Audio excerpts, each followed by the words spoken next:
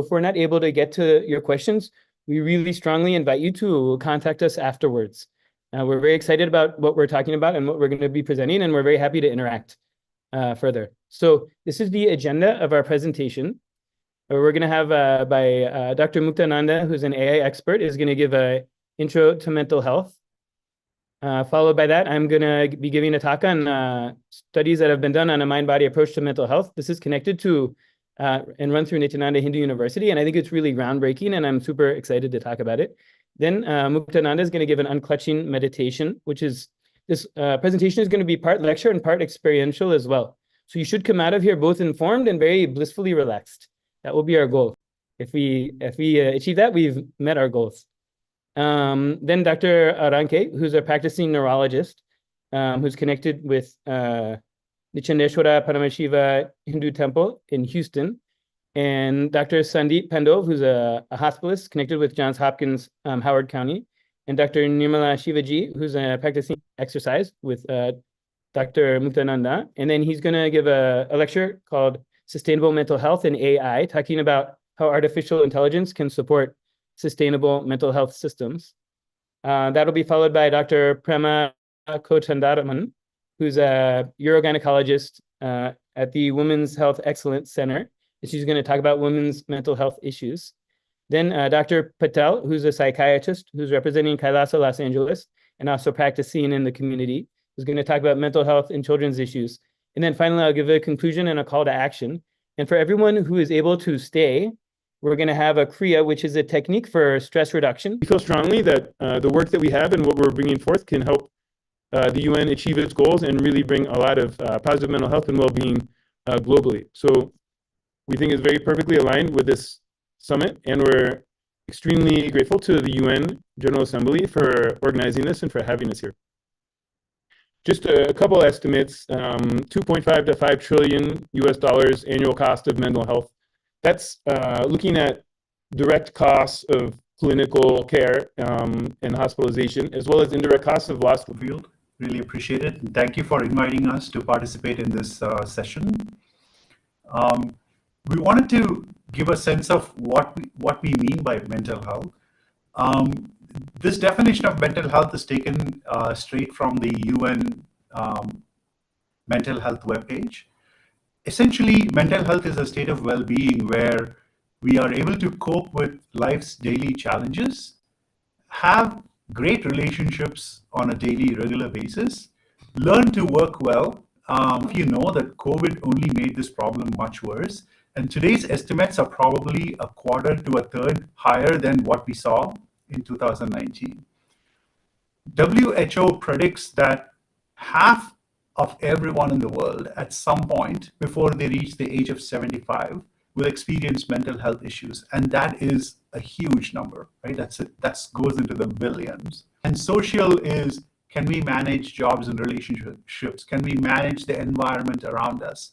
To be truly sustainable, which is what this session is about, I think the traditional approaches have to be sustained with holistic approaches, which are not usually identified or addressed. So in that sense, we not only treat mental health, but also enhance mental health ahead of time and then prevent it from happening. This is far cheaper, more effective, and more sustainable. Instead of just handling emotions, we should handle the source of emotions, address the mind-body system as a whole. And Dr. Peter is going to talk about, have an entire session on how to address the mind-body system. Instead of just controlling thoughts, address beliefs. I think transforming our beliefs from life negative cognitions to life positive cognitions. This is so critical. I'll talk a little bit more about this in a bit. And finally, we do not have these incompletions. It gives us more freedom, more empowerment in the present moment so that we can reach our full potential in the future. A key part of this is having powerful cognitions, which are deep insights about yourself and the world that help you unlock your true potential by breaking free from limiting patterns. Let's look at this a little bit more in the next slide. So, cycle. But very honestly, we are capable of extraordinary achievements. In fact, if you look at the scriptures, like the science of enlightenment as a scripture, there is one part which is like talks about extraordinary potentials, like even seeing things while blindfolded using the pineal gland. This actually has been. Please feel free to put them. Time is moving quickly, so we're going to have to move fast. We have a lot to cover. So this presentation is brought to you by Nityananda Hindu University. I'm representing the research department of Nityananda Hindu University. And this is a university that is styled after the ancient Hindu universities from antiquity, fields of psychology, philosophy, medicine.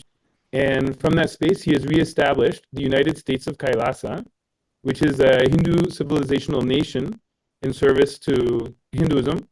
It also has sovereign land as a sovereign state, also functions as a civilizational state and a service-based state, contributing to the communities around, and as a foundational enlightenment ecosystem for all the people that are living there. He's also revived many dimensions of Hinduism, the powers of Paramashiva, the scriptures, temple rituals, and lifestyles for enlightened living. Has revived the Sacred Arts University that has created a million deities for enlightenment ecosystem. Briefly, so mind-body. So treating mental health through the mind is very challenging in that it goes beyond the mind. So efforts to powerfully address mental health have started to look at a mind-body system, and we'll be talking about it a little bit later about things like the biome and the physical structures of how the mind and body interact and the brain and body interact. And then we're positing that it also can extend to consciousness, and that how we experience our mental health is going to be a reflection of our mind and our body and our mind for individuals out there who may be watching, for the masses, that can move towards the space of enhanced mental health. So the first topic we're going to talk about is cellular effects of mind-body intervention. So this was a 3-week, but at the system-wide level will show up as stress and disease. Many of these pro-inflammatory pathways were down-regulated. And when I say down-regulated, it means like 2 to 7-fold in reduction of the proteins, of the gene products. And then the anti-inflammatory pathways that reduce stress and reduce inflammation were up-regulated, again, 2 to 7-fold. And then there were 2 specific pathways that they noted. One is the anti-aged. This program, their levels at the end versus the beginning were pretty universally elevated. About half of them, it was double and genetic level. And then their stem cells were increased in 90% of participants. Stem cells are used as the raw material for replacing damaged cells and structures in the body. So, if an injury or just a natural aging, stem cells are used to replenish with fresh cells. And so an increase in that is going to mean more use at a cellular level. The last thing they did, this was not called overall sense of well-being. One is SF36, which looks at overall physical health and some aspects of mental health as well. And the last is MAAS, which looks at mindfulness, which is your ability to be present, right? Everyone is talking about mindfulness and being in the present moment. So we wanted to measure all these things in people before and after program. Some of the people in the program had already done similar programs and taken the initiations, and some people were new. So it was a combination. It was a convenience, 2.7, so much, much lower than average and very far from depression. So this is going to show up as a really great state of well-being. And then we looked at anxiety. Above 8 is considered as an anxious person. The average in the US is around 6, so almost anxious. For the participants, it been basically from 4 to 2. So very, very far from anxious. Even before the program, people were better than the US average in terms of anxiety, which again may reflect their previous initiations and their connection with this enlightenment ecosystem around the world. But many populations will be around 50 or so. In our participants, they started around 60 and then went up to around 80 afterwards. So 80 is a huge sense of well-being, extremely high sense of well-being. Really, really profound. And you can see again, if you look at the line graph and the bar graphs, everything's just going up. So really a profound sense of well-being jump. The paired analysis just missed statistical significance. The p-value is 0.51. The trend, I think, speaks for itself, but the unpaired analysis was statistically significant. So again, we see an increase in mindfulness. So then the question becomes, what are these programs? What is special about these programs that's bringing these really remarkable changes at the cellular level? particularly the mitochondrial assay, you'll never see anything like that. And all the other changes, the stem cells, the telomerase activity, frontal lobes meet right at the area where the chakra of the third eye, as per Hindu structure, Hindu spiritual anatomy, right where that is, that area would light up in the brain when you would activate his third eye, which I think is really fascinating. And then on EEG, which measures brain activity, they found complete control over brainwave activity. He could just control his brainwaves at will. There was another doctor, a neuroscientist named Samadhi, which is like a superconscious state connected with the yogic tradition, and healing conditions. It said he is always in a permanent state of meditation. Then this is the one that I think is most fascinating. There's a Dr. William Collins. This was done in 2005 in St. Louis. He's a neurofeedback researcher who was looking at EEG. And he noticed when he got a baseline reading, he kept changing the probes and changing the settings, and I'll explain why. But then the person he was healing, when he was doing direct one-on-one healing, they went into the same increased extreme gamma activity in the whole brain. Also, when he did just a general healing that wasn't specific to the person in the room, any other person, be like an initiation, it's putting them in the same brainwave state that's going to have profound effects on their well-being, like the things that we demonstrated earlier. So he was able to transmit it to people he was healing. Some quotes that said from Dr. Collins that he couldn't believe that he said there's no such thing as normal for you. He couldn't believe that his baseline level of mental activity. They talked about the power of the gamma waves in the mind. They take a huge amount of metabolic activity, but both deep restorative sleep, or if you were like in a coma.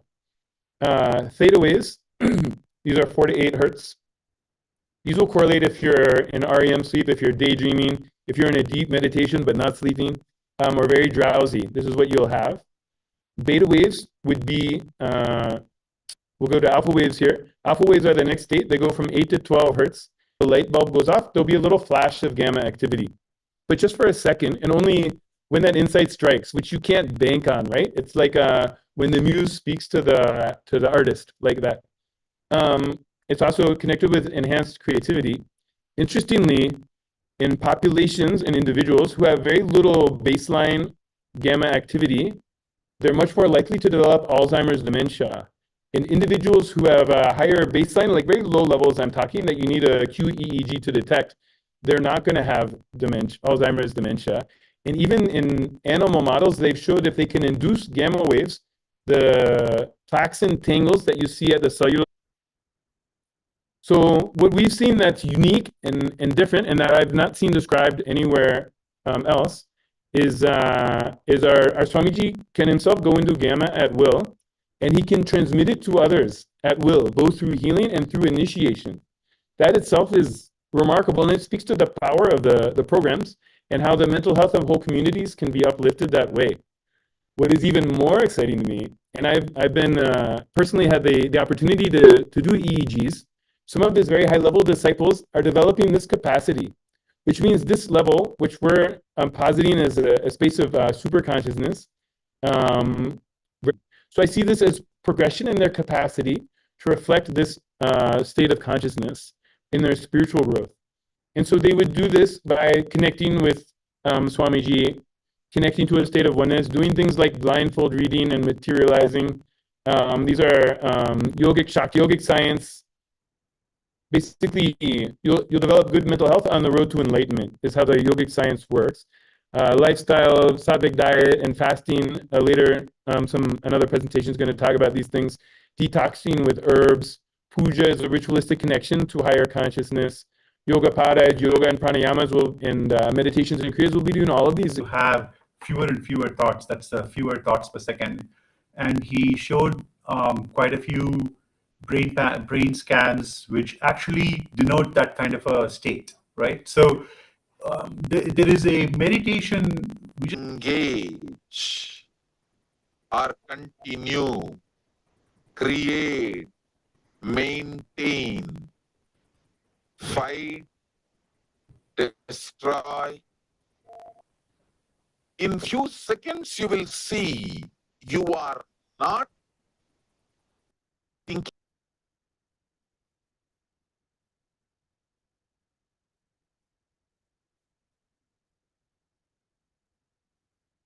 pure unclenching. Pure unclenching.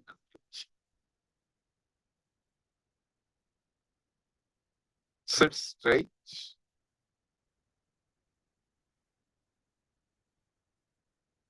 Yeah. One thing I want to say, we're going to give you a few minutes just to go through this unclutching. It's a great experience. I think it's really worth seeing that how simple a process can really bring your stress levels down. So I would really advise you to I'm going to give you a few minutes, play some meditation music. Essentially, when Flute like, you hear that? do you want to share? You able to hear it? No.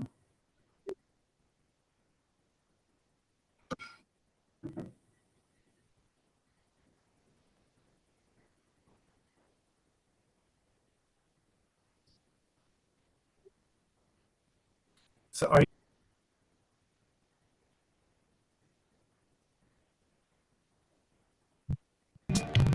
You able to hear it now? Yes. Unclutch from your thoughts. Close your eyes, unclutch from your thoughts.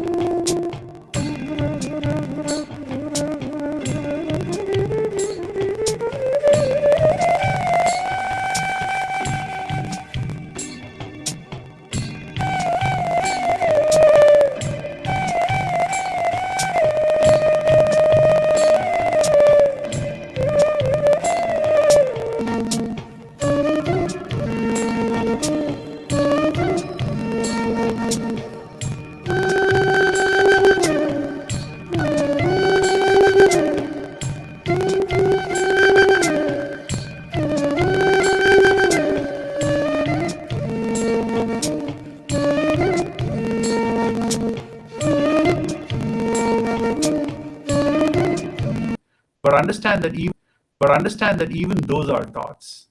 And next time you try this, unclutch from those also. And when you start unclutching from those thoughts, you will start listening to more of your inner sound, like your breathing becomes more visible to you. Sometimes the blood pumping through your heart becomes more audible to you. Unclutch from those also. So there is as you hear things, those are also thoughts. They're triggering thoughts inside of you. So Plays a very important role in regulating mood and cognition, not only through activity of certain brain structures, but also pathways or circuits of communication between different brain regions are important. I'm going to be showing how, so at this point, studies in depression, yoga, meditation have measure of diet is very crucial in mental health. So eating a Western diet has been associated with poor mental health. And while just by switching over to whole food, plant-based diet, you can make big improvements in mental health. So again, we're highlighting how just lifestyle measures which cost very little to nothing, such as yoga, meditation, and diet, can make a huge impact. And it can reduce the costs associated with current treatment model based on medication, the cingulate cortex. And even our ability to empathize with others are affected due to loss of brain cells in the cingulate cortex. Also, depression negatively impacts the basal ganglia, which is a part of the brain involved in pathways for reward, motivation, and feeling pleasure. And so we can go on to the next slide.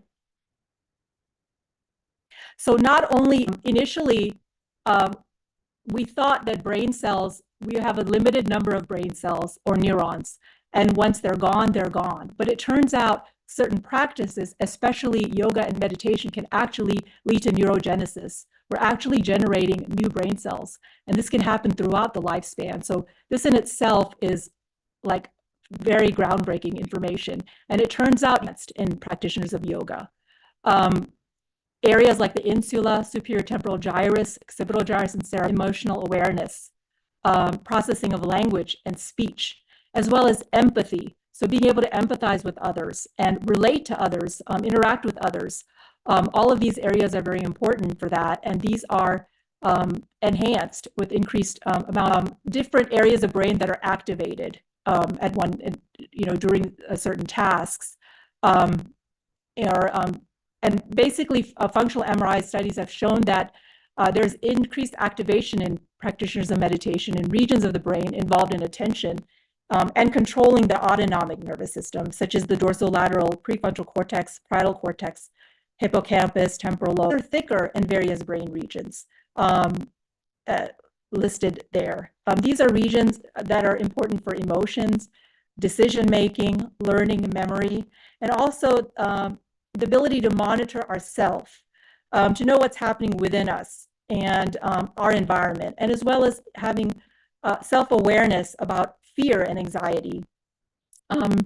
Meditators at baseline have a higher level of serotonin, and it in fact further increases after a meditation session, which is very interesting.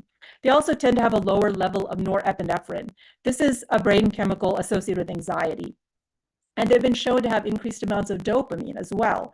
The dopamine is the brain chemical responsible for the feeling of pleasure or reward. Interestingly, studies in both yoga and meditation practitioners have shown that they have lower levels of a very important hormone called cortisol. This is a stress hormone after, and looked at a brain chemical called GABA, which is very important for regulating our mood and reducing anxiety. And they showed there was a significant improvement in the amount of anxiety and depression that they were experiencing before and after, to the point where many were no longer depressed. Affects what happens in the brain. So the next question comes is, how can we impact the gut in a best possible way? So, the whole food plant-based diet, which is called Sattvic diet, which basically comprises of fruits, vegetables, whole grains, legumes, beans, and least amount of unprocessed food and meat. So this is what whole food plant-based diet is. We also call it Sattvic diet. So what essentially this diet does is, it is high in fiber, high in antioxidants, high in polyphenols. So basically what it does is, it fuels the healthy bacteria to grow maximally. So when it produces neurotransmitters like serotonin, dopamine, glutamate, and microbial composition is crucial. Some contribute to good mental health and others are detrimental and it names few of the bacteria. And also it has positive impact by regulating taurine, cortisol, metabolic pathways, and short chain fatty acids, reducing stress and anxiety. And last thing I already told, the whole food plant-based diet. The next slide. Well, you can go very quickly over this, Pandav. I believe we have a video and then a discussion, so you can go very quickly. Oh. Inside your system along with it. There is no biomemory going inside. Pure energy, food, only that goes inside. But with the animal, the muscles have a capacity to store muscle memory and biomemory. Prone to that pain. That's the reason I request you to be a vegetarian.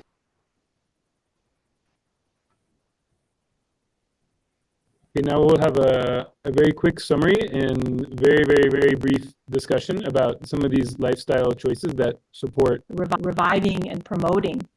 And he's unique in promoting some of these lifestyles, such as Nirahara Samyama, and the importance of certain herbs or aushadas for detoxification of the body. And first had with that. Sure. I always practice, but through Swamiji, I came to know about Nirahara, which is really a step above that. So essentially, it comprises of taking a liquid diet for almost like 3 weeks. And I was amazed by its benefits. What I rely on through this, and you can add further. Yes, yes, definitely. I have done the Nirahara Samyama a few times, and this was something that's completely new to me. I think only Swamiji talks about this. I had, been practicing different Hindu spiritual practices and lifestyle measures, but this was something completely different. So I definitely experienced very similar to, yes, very much. So I wished I had, I really didn't know about any of this before Swamiji. So I think Dr. Shivaji had an experience that she maybe would like to share about Nirahara Samyama. Mhm.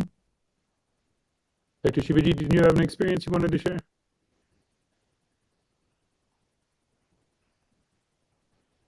I think you're, It's being a doctor and being an anesthesiologist using all the time antihistamines on patients.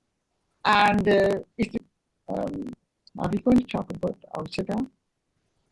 Integrated Dr. Shivaji, thank you so much for sharing that.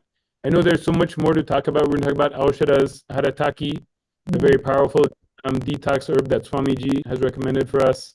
And then Nitya Yoga is a yoga that conceived by Swamiji that has. And unfortunately, we're not going to be practicing any of the yoga asanas today because it's difficult to demonstrate on this in this particular venue. But we can try a couple of pranayama techniques that can work for you. And these are simple techniques that can, so that your tongue is sticking out like this. And then deeply inhale through your tongue and then exhale through your nose, right? Like this.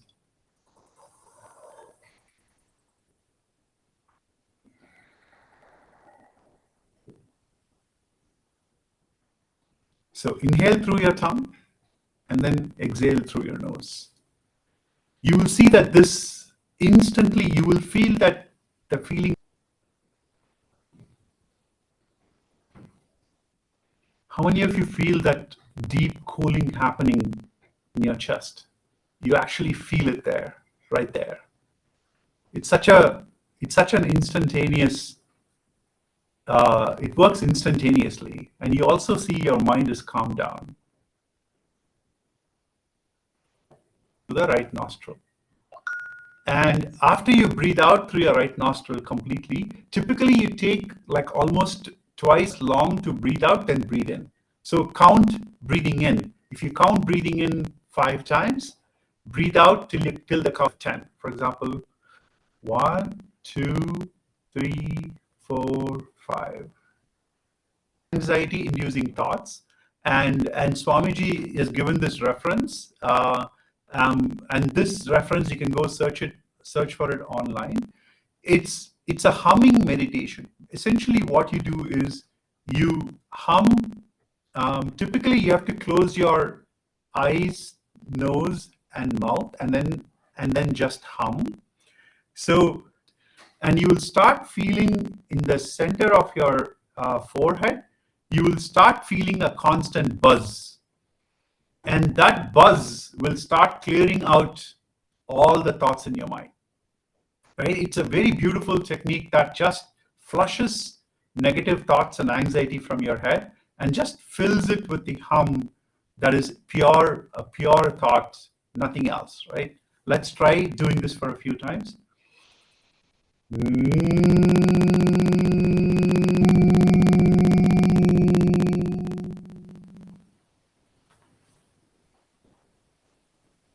Continue humming for a while.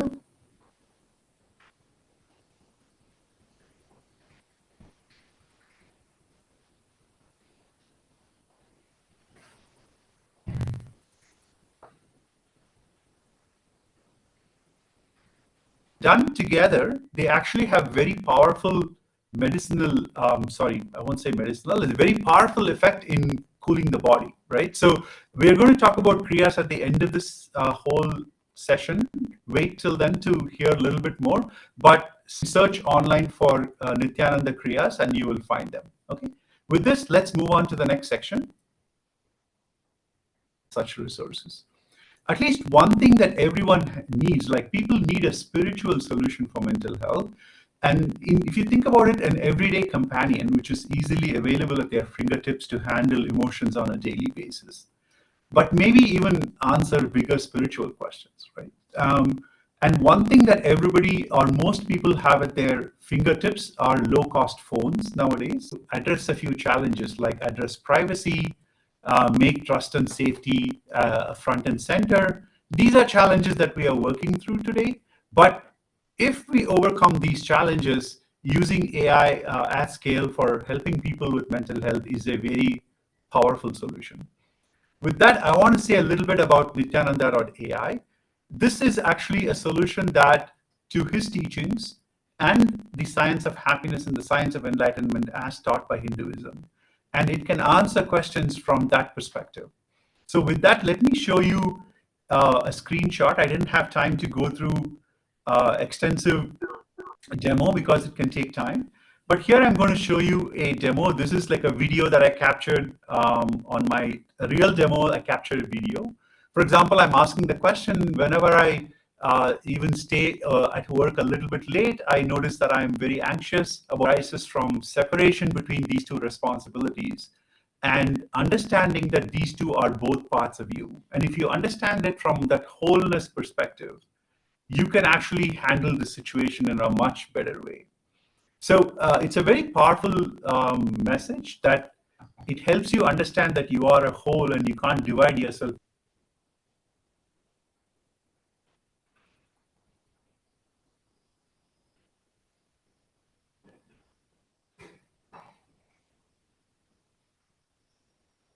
Yeah, this next section is about asking for yoga and meditation techniques for de-stressing, and it chooses techniques from scriptures and shares them with you. The incident of mental illness among women. 1 in 5 women experience a mental health issue every year. Women are diagnosed with anxiety and depression twice as men. 25 points of social media on beauty concepts and appearance leads to eating disorder, low self-esteem, self-denial, and self-hatred. Discrimination and gender inequality, experience of sexism, workplace discrimination, and the gender pay gap can lead to chronic stress. Relationship dynamics, women often with antidepressant, anti-anxiety medications, mood stabilizers, and antipsychotic. There are 70 different medications available now. Usually medications change brain chemistry and with many side effects, makes it hard to be compliant. Many patients either they use medications. So by knowing the different reasons for women's mental illness and also the available treatments are not that effective, let's learn from KAILASA a holistic approach with proven results by empowering women. So when we go into the depth of the empowering methods before, so let's read this very powerful verses from the field of keeping something very stable, keeping it together and making it functional. So Hinduism creates an ecosystem for every woman to manifest that possibility and that power. So this is the great way to start where Manuvati Dharma Shastra and Swamiji making a foundation in KAILASA, bringing the ancient Hindu wisdom, reviving the ancient Hindu wisdom and creating a KAILASA with various projects empowering women using various approaches, allopathy, naturopathy, Ayurveda, Siddha. It's again, it's a free medical care is provided and along with monastic order in KAILASA is established by Swamiji is unique in that the free ordains women and allows women to perform temple rituals. This is the real true reviving. So by looking at all this, empowering women's projects happening in KAILASA is very powerful. And through this, there is a proven way to nothing to do with it. It is something to do with your inner quality. And next word, awaken. Only the feminine energy, sacred feminine, need to awaken. You already have too much masculine. The whole world is suffering with too much masculine energy. If at all politics can be. So in summary, on women's mental health, yes, women do face unique challenges. It's to be approached at a dimensional level. And KAILASA is a model infrastructure, not only empowering women at all levels and empowerment of women. We do like get powerful life, whatever you are, like wherever you are, to lead a very powerful, healthy life. So for all women, mothers, homemakers, anyone, everyone, get empowered with KAILASA ecosystem created by His Divine Holiness, Supreme Pontiff of Hinduism, Paramahamsa Nityananda. And it's a great, and there is a short video, listen from his powerful words and transforming message to all. Thank you.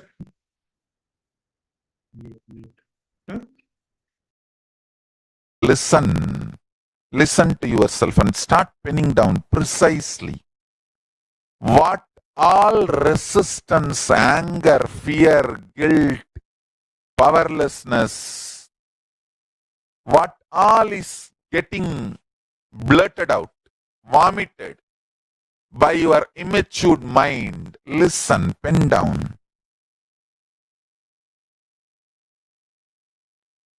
Do completion 2-3 times. Sit with mirror. Actually, I tell you, if you sit with mirror and chant Mahavakya and do completion, you will see me in the mirror. Then all your patterns are complete. Till you see me in the mirror, do completion with the and making you completely complete and making you manifest powerful cognitions and powers. Till I appear in the mirror, continue completion. And I tell you, I will really sit in front of mirror and start completing all those patterns and incidents, root incidents, everything. Let all the incompletions melt down, be completely burnt away. You will see in your pure inner space and in the mirror me appearing.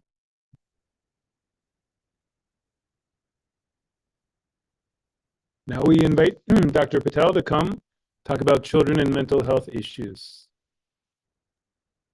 Hello, everyone. I'm Dr. Sailis. Some of the unique challenges for children, which includes physical, emotional, and social changes, adversities such as poverty, abuse, exposure to violence, pressure to conform to peers, exploration of identity, and so forth. So can we have next slide? So based on this alarming other consciousness-based approaches, which were discussed earlier, practiced on a regular basis, including yoga, meditation, and sattvic diet, Swamiji had given details how this Hindu education system promotes freedom to explore and be creative and not force children into strict curriculum, and nor evaluate them for which Bender Gestalt test was performed. This test assesses visual motor skills, development, neurological functioning, and level of whole brain activation. This test is divided in 2 phases. First phase or test measures a variety of capabilities, including comprehension, arithmetic, and visual motor capabilities. And these results showed 50% of students with total English immersion fell into category of genius and very high superior intelligence, IQ score of 120 and above. So it shows very impressive numbers. Next category, intellectual maturity compared to exact evidence, but policies to change and integrate this education into conventional curriculum would be a good sustainable development. Okay, I hand over to next speaker. Leader in the study of mental health, someone who's interested in researching this possibility, this phenomena that I think is available here in ways it's not been described otherwise. Padmashivoham program is a program that I referred to that showed profound positive effects on mental health, reduction in depression, anxiety, and stress, extreme improvement in well-being, mindfulness, and overall health. That program is ongoing. You can find it at padmashivoham.org. So we invite policymakers, we invite academicians, and other politicians, anyone to contact us. Powerful. And after that, I'll walk you through a very simple kriya for stress relief. But let's start with this one. Please play. The science of kriyas. Blood flow, breathing air flow, thought flow. You have something called energy flow continuously happening in you. For Kundalini energy in the Vedic tradition, the Kundalini energy is the innate, immense potential energy in every individual that helps complete the energy circuit. How does Kundalini energy reach different parts of the body? Let us take the example of a water tank. A water tank is a structure which stores water. This water is distributed to different places through the pipelines, which forms a circuit to remove the energy blockage and restore the energy flow. When the body is aligned in certain postures during kriyas, the energy block is removed. Once the block is removed, the kumbhaka pumps in the Kundalini energy, just as the water gets pumped in to the pipeline once the block is removed. When the energy flow is re-established, energy starts flowing and the disease is healed. Now, if your body is put in certain position, that energy blockages get removed. Simple.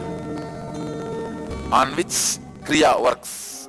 Kriyas are a unique combination of asanas, pranayamas, and kumbhakas, wherein they are more effective and the individual asanas and pranayamas.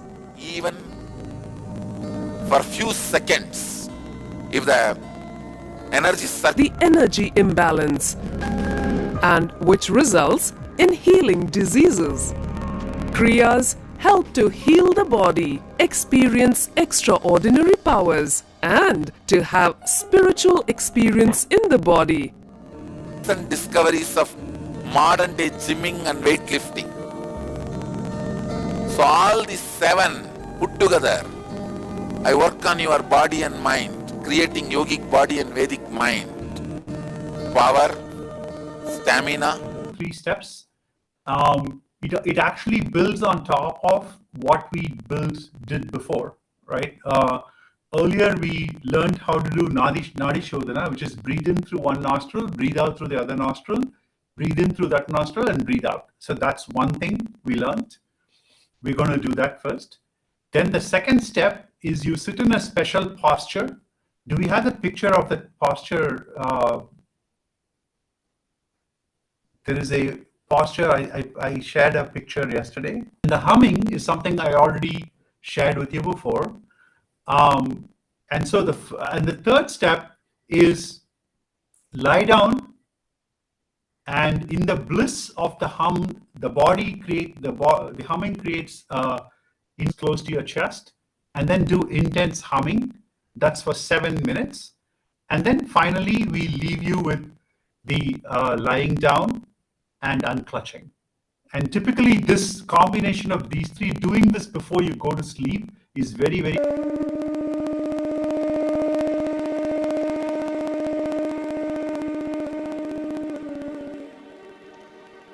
You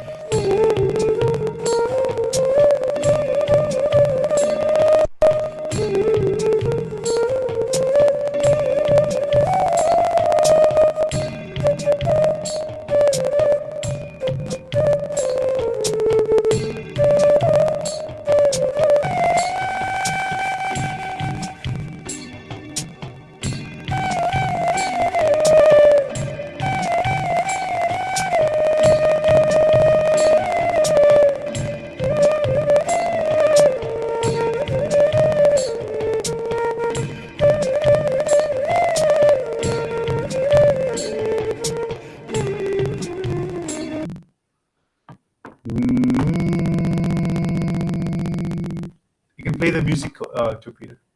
Thanks.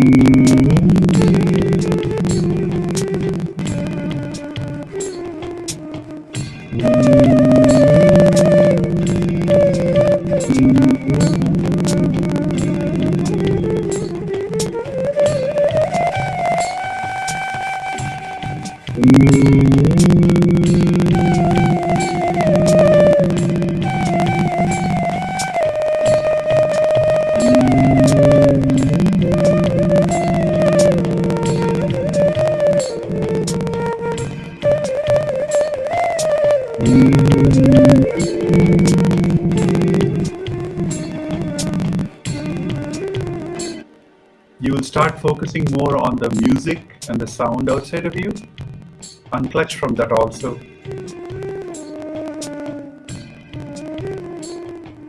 When you unclutch from that, you will start hearing your own body sound, breathing, heartbeat. Unclutch from that also. Fall into a deep silence.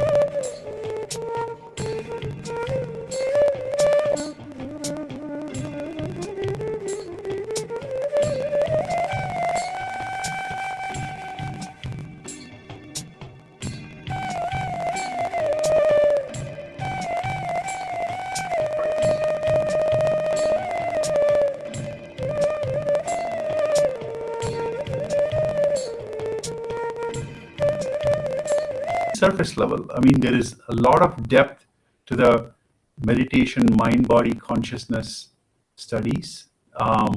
But we just wanted to share some experiential, some experiences with you, so you can find out for yourself.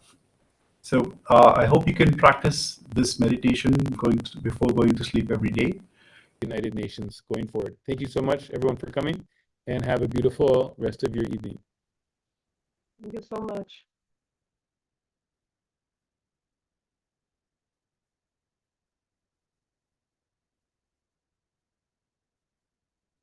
Recording stopped.